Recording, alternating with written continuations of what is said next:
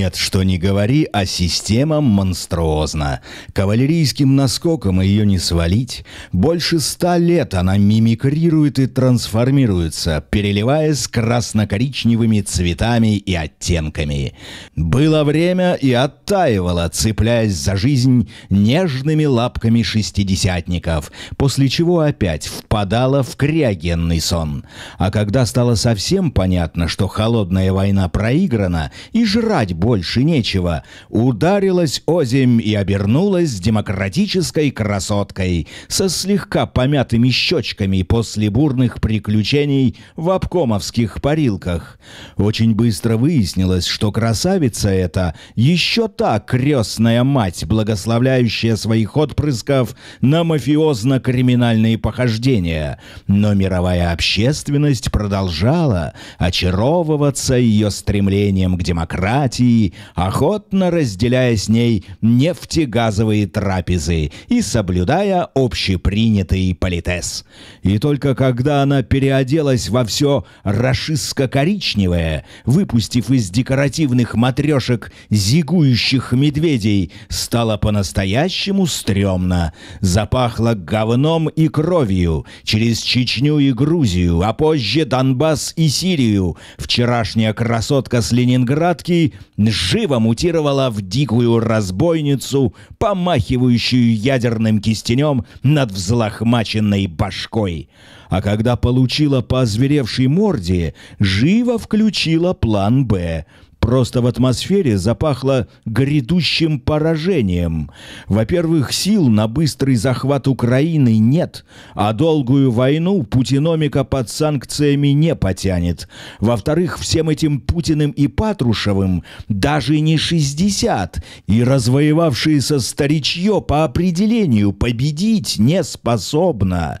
И в-третьих, война против всего Запада – это, конечно, дерзость и широкий шаг, но панталоны уже рвутся, вываливая наружу содержимое старческих подгузников. Система почуяла неладное. Глаза режет от благоухания засранцев Кремлевского дома престарелых. Еще немного и задохнется вся пещера. Пора спасать ситуацию. И зажужжали всяческие управления и отделы ФСБ. Зашуршали оперативники, забубнили избы вербальни. Кручу, верчу, вербануть хочу. И спецблохи поскакали галопом по Европам. Кто в Вильнюс, кто в Ригу, кто в Амстердам. Овсянникова здесь, Невзоров там, Муратов в Риге, Волков в Вильнюсе. И у всех одна цель — спасти поруганную честь обкомовской купальщицы, вывалившейся в нацистском дерьме и в пьяном угаре укокошившей сотни тысяч своих и чужих граждан. Заметались расчехляшки. Надоело нам зигхайлить. Мы хотим, как неваляшки, хайпить. Латвия запрещает трансляции всех российских телеканальчиков. У нас есть спецпрогрессивный канал «Дождь», уже получивший европейскую лицензию на вещание. Сейчас мы вам расскажем душещипательную сказку про хороших русских, которых гнобит лубянская фашня на отмороженных просторах империи. А еще есть внук генерал-майора МГБ. Генерал Георгий Невзоров с 46 по 55 год возглавлял управление МГБ СССР по борьбе с бандитизмом в Литовской ССР и занимался борьбой с лесными братьями. Скажем проще, отлавливал и ставил к стенке литовских партизан и патриотов, боровшихся за независимость своей страны, оккупированной большевиками. Как думаете, просто так в конце 80-х на инфонебосклоне зажглась его внучатая звезда? Как и звезды яркой молодежи в перестроечной программе «Взгляд», отважно выходящий в эфир под неустанным кураторством соответствующего отдела КГБ. Много их было, воспламенившихся в пещерной полутьме протухающего совка. Надо отдать должное партийным старцам. Они хоть и бредили борьбой за мир вплоть до атомной бомбы, но не трясли обвисшими причиндалами на виду у всей планеты. Вероятно, их угасающая память хранила в себе ужасы Второй мировой, которую повторять никак не хотелось. А нынешние старперы смелые и дерзкие. Вот и настало время офигительных историй психических орнитологов, где шизофреническая двуглавая курица терзает саму себя. Вот ее имперская башка со всего размаху клюет в глаз либеральную наймитку Запада со словами «Будь ты проклята, агентесса!», а та уворачивается и клюет в ответ с воплем «Получай, рашистка проклятая, от всего нашего прогрессивного спецотдела!». И опытный вербовщик Невзоров, потупив лживый взгляд, признается, что это он раньше был сволочью, инфицированной фашизмом, ибо ходил в должниках у Путина. Красивая легенда с налетом романтических отношений. Дескать, Собчак заказал, а Путин спас, и вот теперь фашистский долг списан братоубийственной войной, и нет больше сил молчать и сдерживать буйство справедливости. Пепел Бандеры стучит в его сердце, заставляя размовлять в полнолуние.